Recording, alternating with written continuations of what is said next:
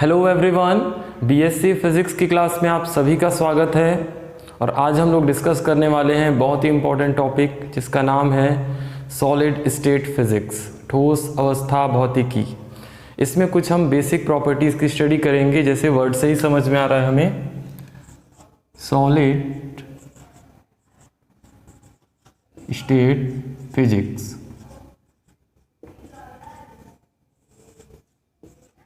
ठोस अवस्था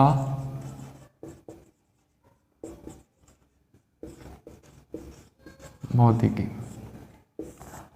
ठीक है, वर्ड से ही समझ में आ रहा है। तो हमें यहाँ पर स्टडी जो करनी है वो सॉलिड की स्टडी करनी है। सॉलिड की कुछ फिजिकल प्रॉपर्टीज, लाइक क्या क्या हो सकती है सॉलिड की प्रॉपर्टीज? इलेक्ट्रिकल प्रॉपर्टी, विद्युत गुण, मैग्नेटिक प्रॉपर्टीज,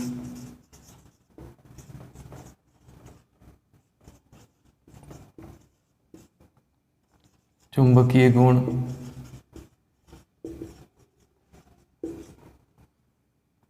थर्मल प्रॉपर्टीज,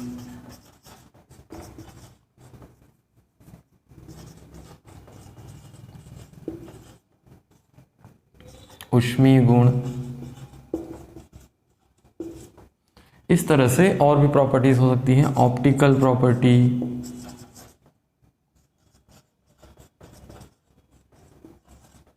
और भी जितनी भी प्रॉपर्टीज हैं वो सॉलिड की हम स्टडी करने वाले हैं इस लेक्चर के दौरान। और आगे जितने भी आपको लेक्चर मिलेंगे वो इससे संबंधित ही होंगे। हम स्टेप बाय स्टेप आगे बढ़ेंगे। तो हम यहाँ पर इतनी फिजिकल प्रॉपर्टीज़ की स्टडी करेंगे और कुछ बेसिक मटेरियल के बारे में भी समझेंगे। तो हमें स्टार्ट वहीं से करना है कि हमें पता है मैटर या पदार्थ या सब्सटेंस वो तीन अवस्थाओं में नेचर में पाया जाता है। क्या क्या होती हैं? Solid, liquid and gas. Fourth state of matter भी होती है, इसको कहते हैं प्लाज्मा। उसको डिस्कस अभी नहीं करेंगे। Solid, liquid and gas. हमें पता है कि सॉलिड हो या लिक्विड हो या गैस हो, वो एटम्स या मॉलिक्यूल से मिलकर बने हैं। तो इसी में हम स्टडी करेंगे सॉलिड की क्या प्रॉपर्टीज़ होती हैं। ठीक है, लिक्विड और गैस की प्रॉपर्टीज़ हम प्रीवियस क्लास में भी पढ़ चुके हैं। तो इसमें देखिए कि सॉलिड मटेरियल किस टाइप के होते हैं, इसकी क्या स्पेशल प्रॉपर्टीज़ होती हैं, इसमें क्या स्पेशल गुण होते हैं, उसके बारे में हम पढ़ेंगे। और नेचर में कितने प्रकार के सॉलिड पाए जाते हैं उसके बारे में हम स्टडी करने वाले हैं डिटेल में। तो यहाँ पर हमारा बेसिक पॉइंट यही होगा कि जो सॉलिड्स होते हैं वो नंबर ऑफ एटम्स या फिर नंबर ऑफ मॉलिक्यूल से मिलकर बने होते हैं। तो आगे बढ़ते हैं इसके लिए। फिर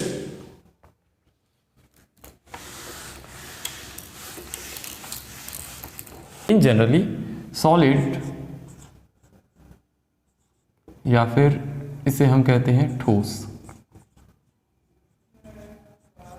वो दो प्रकार के होते हैं। पहला होता है आपका क्रिस्टलाइन सॉलिड, क्रिस्टलीय ठोस, और दूसरा होता है नॉन क्रिस्टलाइन सॉलिड, अक्रिस्टलीय ठोस।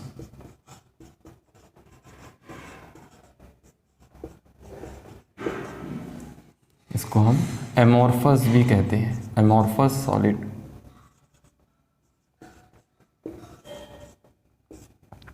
ठीक है, सॉलिड जो नेचर में पाया जाता है कुछ एक्सपेरिमेंटल एक्सरे डिफ्रैक्शन के द्वारा कुछ स्पेक्ट्रम इस प्रकार के पाए गए हैं जिसमें कुछ एटम का जो अरेंजमेंट होता है वो क्रिस्टलाइन स्ट्रक्चर का होता है और कुछ नॉन क्रिस्टलाइन स्ट्रक्चर का। तो यहाँ पर क्रिस्टलाइन का मतलब क्या है और नॉन क्रिस्टलाइन का मतलब क्या है? क्रिस्टलाइन का मतलब ये होता है कि regular arrangement of atoms in long range, और नॉन क्रिस्टलाइन का मतलब कि regular arrangement of atoms short range. मतलब यहाँ पे दोनों वर्ड में देखिए, ध्यान से सुनिएगा इसको, मैंने जो आपको बताया एक बेसिक डेफिनेशन अगर हम पढ़ना चाहें तो क्रिस्टलाइन का मतलब क्या होता है, ध्यान से सुनेंगे इसको, ठीक है। रेगुलर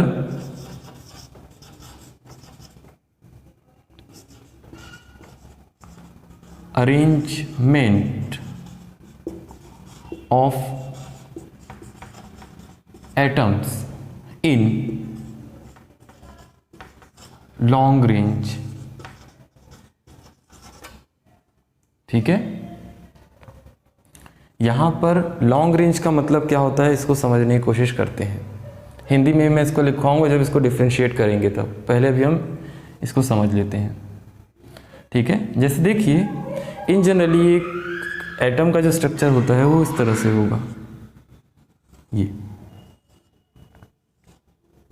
हमें पता है कि सॉलिड के अंदर एटम्स पाए जाते हैं। एटम का स्ट्रक्चर कैसे हो सकता है, या मॉलिक्यूल का स्ट्रक्चर प्लस माइनस या ऑल प्लस होते हैं, इस तरह का कुछ स्ट्रक्चर होता है।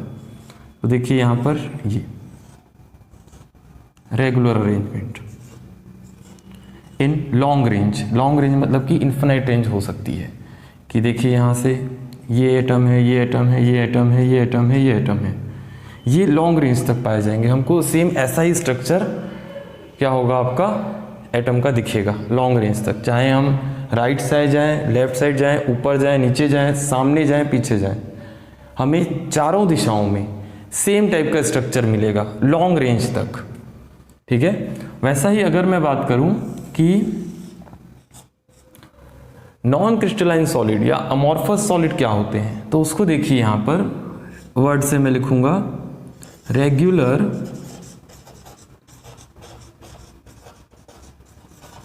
Arrangement of atoms in short range, ठीक है।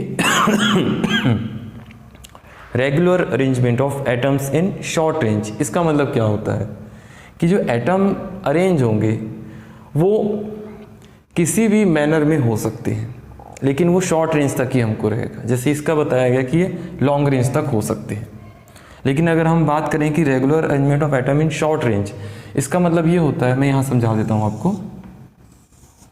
देखिए ये एटम का स्ट्रक्चर इस तरह से ये बना, फिर कुछ इस तरह का स्ट्रक्चर मिल जाएगा आपको। ये भी रेगुलर अरेंजमेंट है, ऐसा नहीं कि नहीं है ये, लेकिन देखिए कि हमें इस लाइन पे, ये वाली लाइन पे रेगुलर अरेंजमेंट मिल रहा है, लेकिन नेक्स्ट लाइन पे यहाँ खाली है, फिर ऐसा अरेंजमेंट मिल रहा है। मतलब कि ये इतने से ही रेंज पे हमको क्या मिल रहा है, रेगुलर अरेंजमेंट, शॉर्ट रेंज, ठीक है। कुछ शॉर्ट पोर्शन में ही हमको रेगुलर अरेंजमेंट ऑफ एटम मिलेगा, तो उसको नॉन क्रिस्टलाइन कहेंगे या नॉन क्रिस्टलाइन सॉलिड कहेंगे, ठीक है। इसको लिख लीजिए आप। तो अभी देख लेते हैं इसको फिर। क्रिस्टलाइन सॉलिड,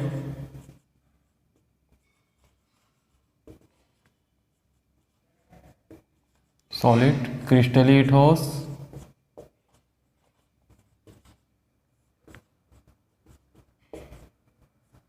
और नॉन क्रिस्टलाइन सॉलिड्स। अक्रिस्टलीय ठोस या अमॉर्फस कहते हैं इसको।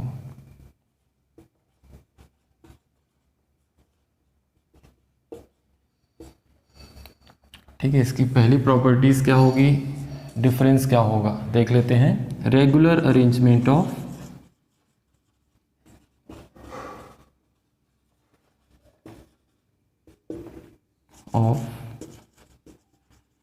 एटम्स इन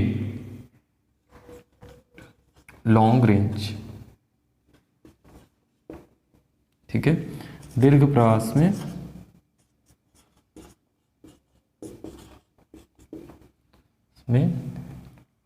परमाणुओं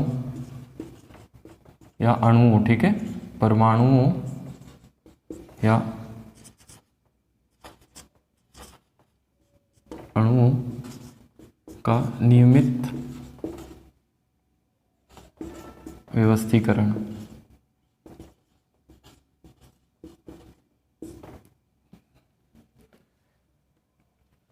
और वैसा ही इसमें क्या हो सकता है कि रेगुलर अरेंजमेंट ऑफ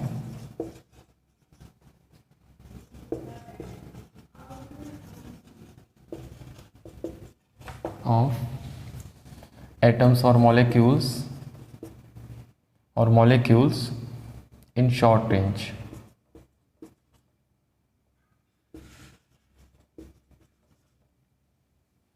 लघु परास में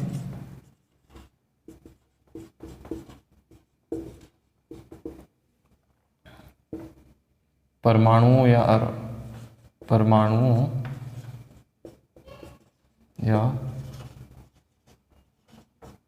अणुओं का व्यवस्थीकरण, या इसमें व्यवस्थित होते हैं, ये कह सकते हैं। ठीक है, तो किसी लेटिस पॉइंट में इस टाइप का कुछ प्रॉपर्टी होगा। लॉन्ग रेंज क्या होता है बताया गया आपको कि इनकी जो प्रॉपर्टीज होगी वो सेम रहेगी लॉन्ग रेंज तक, या अरेंजमेंट कह रहे हैं। ठीक है, सेम स्ट्रक्चर रहेगा इनका, सेम यही वाला यही। और वैसा ही इसमें क्या हो सकता है कि थोड़ी सी प्रॉपर्टीज चेंज हो सकती हैं, मतलब कि इनका अरेंजमेंट चेंज हो सकता है। किस टाइप, कुछ इस टाइप का अरेंजमेंट होगा इनका कि शॉर्ट रेंज पे एक जैसे दिखेंगे, फिर दूसरे रेंज पे इस तरह के कुछ दिखेंगे। इनका भी ये अरेंजमेंट क्या होगा, रेगुलर होगा, लेकिन इस पॉइंट पे सेम जैसे एक जैसे दिख रहे हैं, फिर इस पॉइंट पे एक जैसे दिख रहे हैं। तो यहाँ पर एक ही पोर्शन में या एक ही सॉलिड में क्या हो रहा है, वो डिफरेंट टाइप का अरेंजमेंट दिख रहा है। तो इसलिए इसको अमॉर्फस सॉलिड या फिर अक्रिस्टली ठोस कहते हैं। और इसमें एक प्रॉपर्टी ये होती है सेकेंड, कि जो क्रिस्टली ठोस होते हैं वो ट्रू सॉलिड कहलाते हैं, और ये क्या कहलाते हैं,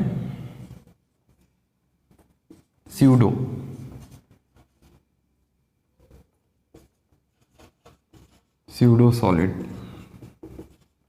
इसका मीनिंग क्या होता है समझिए। ट्रू सॉलिड का मतलब यहाँ पर ये है कि ऐसे सॉलिड जिसमें मटेरियल जो होता है, सॉलिड मटेरियल जो होते हैं, उनकी फिजिकल प्रॉपर्टी क्या होती है, निश्चित होती है। मतलब कि अगर हम मेल्टिंग पॉइंट की बात करें या फिर फिजिकल कुछ प्रॉपर्टी की बात करें, इलेक्ट्रिकल या इसमें सिंपल सा है। ट्रू सॉलिड का मतलब ये होता है कि इनकी जो फिजिकल प्रॉपर्टी होती है वो निश्चित होती है, इलेक्ट्रिकल रजिस्टिविटी, इलेक्ट्रिकल कंडक्टिविटी। और इसमें क्या होता है कि कुछ सॉलिड जो होते हैं, कुछ स्पेशल टाइप के सॉलिड होते हैं जिसमें वो ट्रू सॉलिड नहीं कहलाते, एक आभासी ठोस कहते हैं। मतलब कि जैसे ग्लास है, ग्लास की बात करें तो ग्लास क्या होता है, कंप्लीट सॉलिड नहीं है, कंप्लीट मटेरियल सॉलिड नहीं है। क्यों? क्योंकि उनका जो स्ट्रक्चर होता है वो कहीं ना कहीं पे हम कहें तो उनको सुपर कूल्ड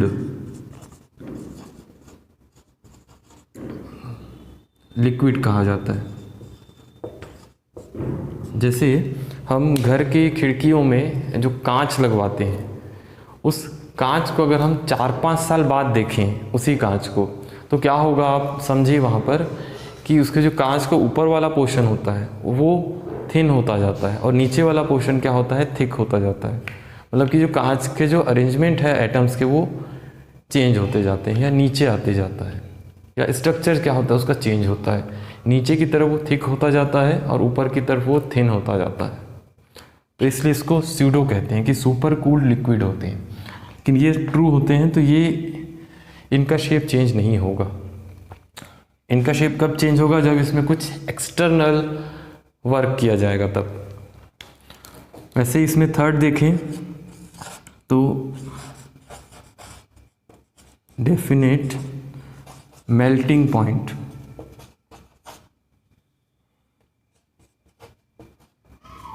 और इसमें क्या होगा, नो डेफिनेट मेल्टिंग पॉइंट। इसका मतलब क्या होता है? मेल्टिंग पॉइंट एक फिजिकल प्रॉपर्टी है, गलनांक निश्चित होता है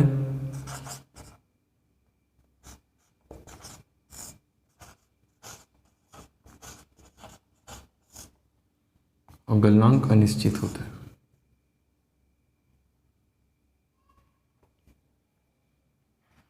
गलनांक अनिश्चित होगा।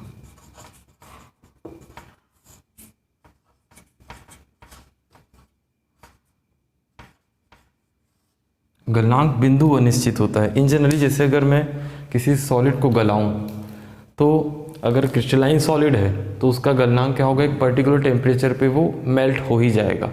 लेकिन अगर एक सॉलिड जो नॉन क्रिस्टलाइन है उसका गलनांक निश्चित नहीं होता, किसी पर्टिकुलर टेम्परेचर पे वो मेल्ट हो भी सकता है और नहीं भी, यानी तो उसको मेल्ट होने में समय लग जाएगा। जैसे कि अगर हम बात करें कि हमारे पास कोई सॉलिड है जिसका मेल्टिंग पॉइंट है 90 डिग्री सेल्सियस, तो उस सॉलिड को अगर मैं 90 डिग्री सेल्सियस तक गर्म करूं तो 90 डिग्री सेल्सियस पे वो मेल्ट हो जाएगा, वो लिक्विड में कन्वर्ट हो जाएगा। लेकिन अगर डेफिनेट पॉइंट की बात करें कि ये डेफिनेट पॉइंट है, लेकिन नो डेफिनेट पॉइंट की बात करें, गलनांक अनिश्चित होगा, मतलब कि हो सकता है कि ये पहले 90 डिग्री सेल्सियस के बाद हो सकता है कि उसको हम 150 डिग्री सेल्सियस तक क्या करें, मेल्ट करना चाहें, तब जाके वो क्या होगा, मेल्टिंग होगा।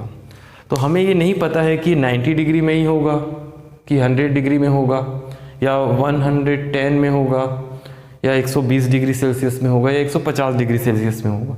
मतलब कि इसमें एक रेंज पाई जाती है कि हम डिसाइड नहीं कर सकते कि वो किस पॉइंट पर मेल्ट होगा नॉन क्रिस्टलाइन के लिए।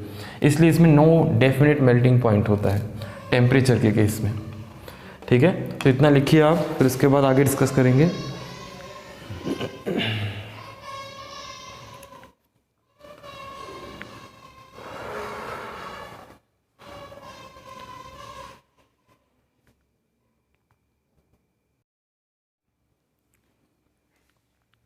तो इसके बाद फोर्थ प्रॉपर्टी लिख लेते हैं इसकी।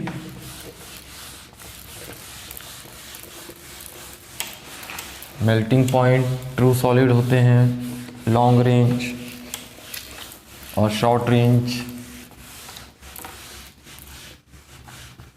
तो इसी में एक और प्रॉपर्टी है, बहुत इंपॉर्टेंट है प्रॉपर्टी। जैसे फोर्थ है, ये जो सॉलिड्स होते हैं क्रिस्टलाइन सॉलिड वो एनआइसोट्रॉपिक होते हैं।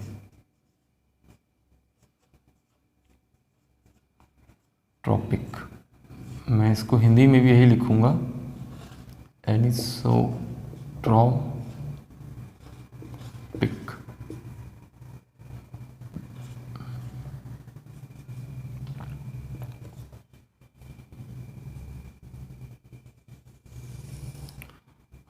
वैसे ही इसमें भी आइसोट्रॉपिक, ट्रॉपिक इन नेचर।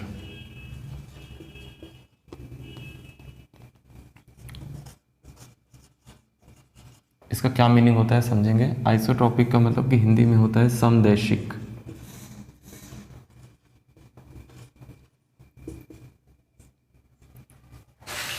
इसको समझेंगे कि है क्या ये प्रॉपर्टी हमारी। तो सबसे पहले समझ लेते हैं यहाँ पर एनआइसोट्रॉपिक का मतलब क्या होता है। ठीक है, फिजिकल प्रॉपर्टीज डिफरेंट डायरेक्शन में डिफरेंट होती है, इसका मतलब ये होता है। और आइसोट्रॉपिक का मतलब होता है कि डिफरेंट डायरेक्शन में सेम फिजिकल प्रॉपर्टीज होती हैं। मतलब कि मैं इसको लिखूं, डिफरेंट डायरेक्शन फिजिकल प्रॉपर्टीज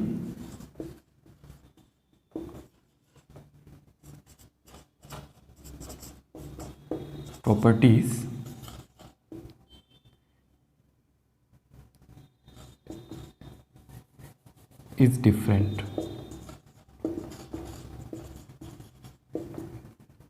ठीक है, यहाँ पे कुछ रिफ्रैक्टिव इंडेक्स है या इलेक्ट्रिकल रेजिस्टेंस है या फिर इलेक्ट्रिकल कंडक्टिविटी है, ये प्रॉपर्टीज़ क्या होती है, डिफरेंट होती है इन डिफरेंट डायरेक्शन।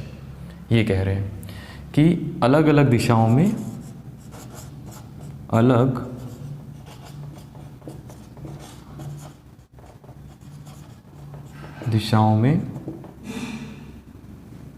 अलग अलग भौतिक गुण।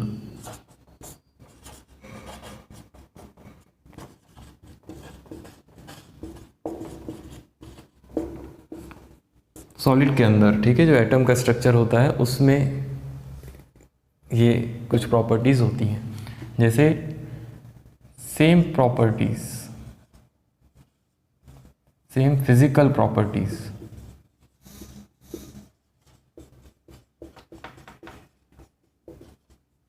इन डिफरेंट डायरेक्शन,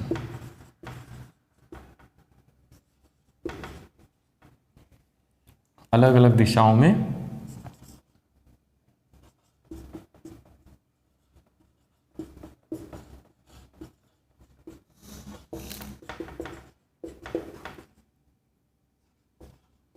समान भौतिक गुण।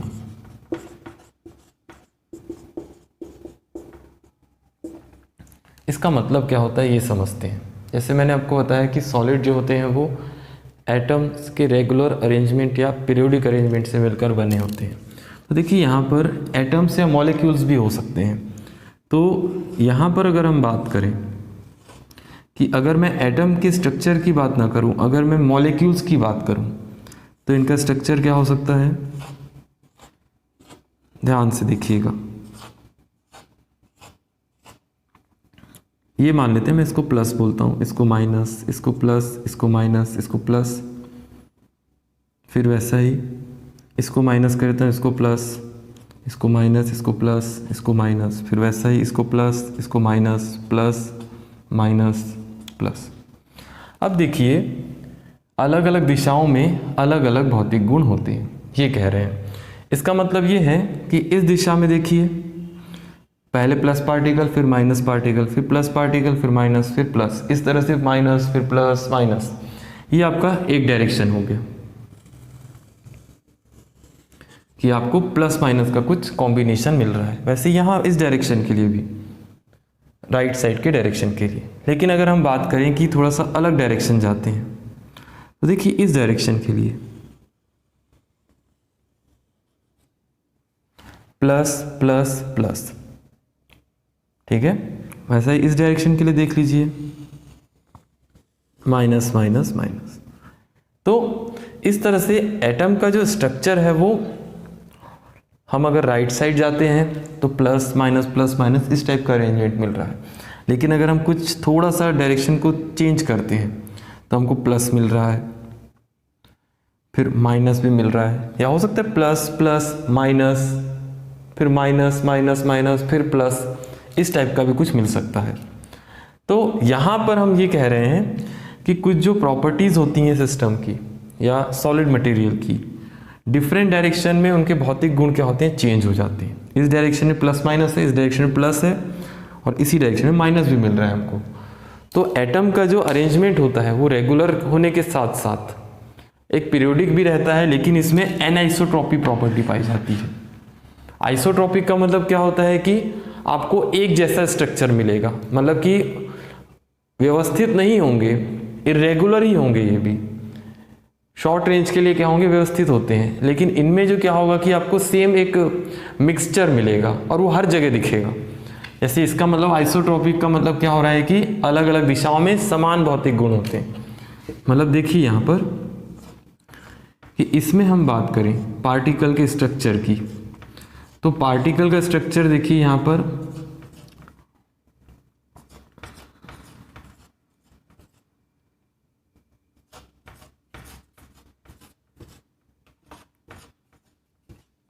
इस तरह से देखिए, यहाँ पर इस पूरे सॉलिड में देखिए शॉर्ट रेंज के लिए यहाँ तक मुझे स्ट्रक्चर सेम मिला, प्रॉपर्टी सेम है, फिर यहाँ पर देखिए सेम मिला, फिर यहाँ पर देखिए। मतलब कि आप अगर इस हिस्से को देखिए, इस हिस्से को देखिए, इन दोनों हिस्सों में क्या अंतर है, कुछ ज़्यादा अंतर नहीं है, दोनों सेम है लगभग।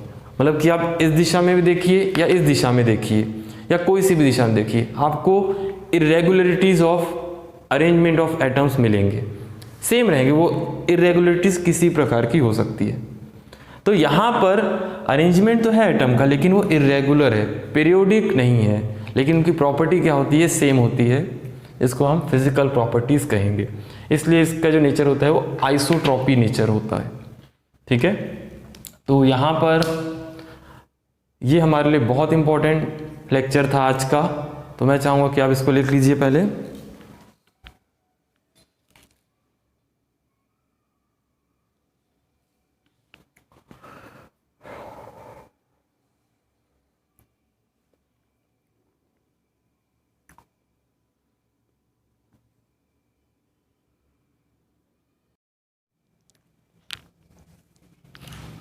तो आई होप आपको ये चीज़ें समझ में आई होंगी। अब इसके बाद इसका लास्ट पॉइंट है एग्जाम्पल, उसको देख लेते हैं।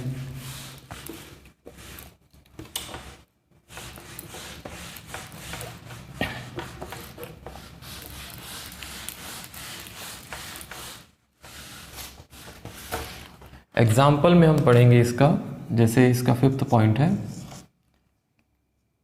इसमें हो सकता है सॉल्ट, CaCl, डायमंड,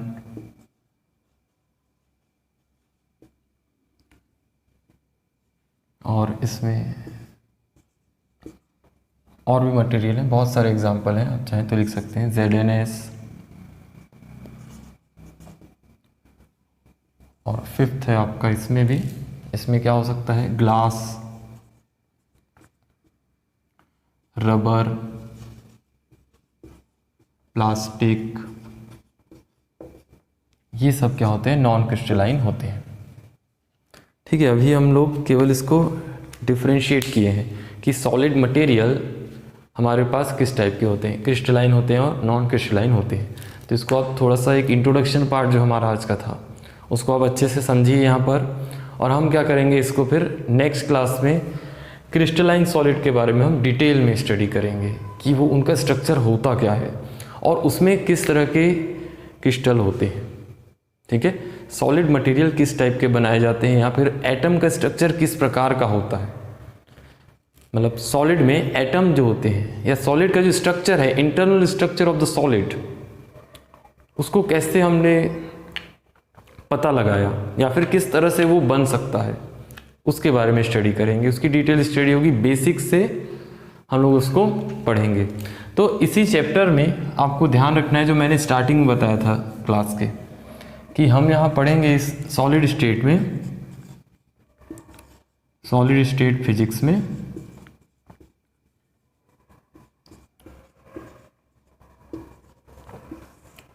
स्टार्ट करते हुए बेसिक क्रिस्टल स्ट्रक्चर स्टार्ट करेंगे।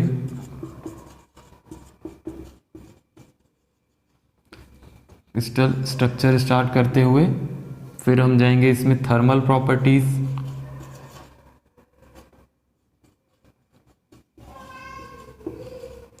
फिर इसके बाद मैग्नेटिक प्रॉपर्टीज भी होंगी इसकी, सॉलिड्स की। फिर मैग्नेटिक के बाद इलेक्ट्रिकल प्रॉपर्टी भी देखेंगे।